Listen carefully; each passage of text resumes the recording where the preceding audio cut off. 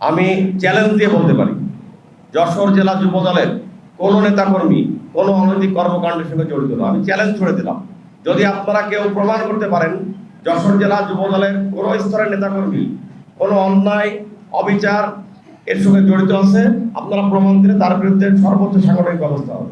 মাগুরা জেলা যুব দলের সভাপতি অ্যাডভোকেট ওয়াসিকুর রহমান কল্লোল, যশোর জেলা যুব দলের সদস্য সচিব আনসার রানা এবং শার্শা উপজেলা যুব দলের যুগ্ম আহ্বায়ক আব্দুল শহীদের নামে যে ভিত্তিহীন, মিথ্যা এবং বানোয়াট যে নিউজ করা হয়েছে, এটা 100% এটা ষড়যন্ত্র।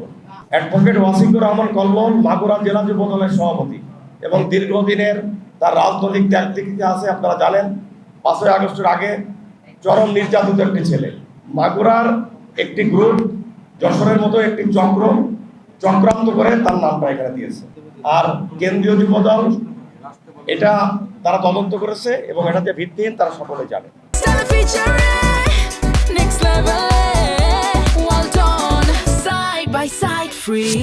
5ই আগস্টের পরে আমি এবং আমার জাতীয়তাবাদী যুব দলের কোনো নেতৃবৃন্দ যদি কোনো সরকারি প্রতিষ্ঠানে টেন্ডারবাজি এবং কারোর জমি দখল, কারোর যদি বাড়ি দখল করে থাকে, তাহলে আপনারা সুনির্দিষ্টভাবে আপনারা জাতির বিবেক আপনাদের লেখনীর মধ্য দিয়ে আমি চাই এটা যশোরবাসী জানুক, এবং এর সাথে যদি আমরা বা আমার দলের কেউ সম্পৃক্ত থাকে তাহলে তার বিরুদ্ধেও যেন ব্যবস্থা দলও নেবে।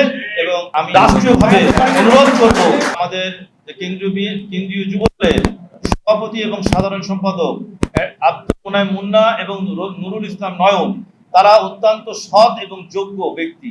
তাদেরকে নিয়েও কিন্তু কথা উঠেছে যে তারা ঘুষ গ্রহণ করেন, কিন্তু ওনারা যশোরে যখন এসছেন একটি সেলুনে যখন চুল কাটানোরও ব্যাপার থাকে, তখনও যদি আমরা টাকা দিতে গিয়েছি তারা কিন্তু সেটা গ্রহণ করেন না।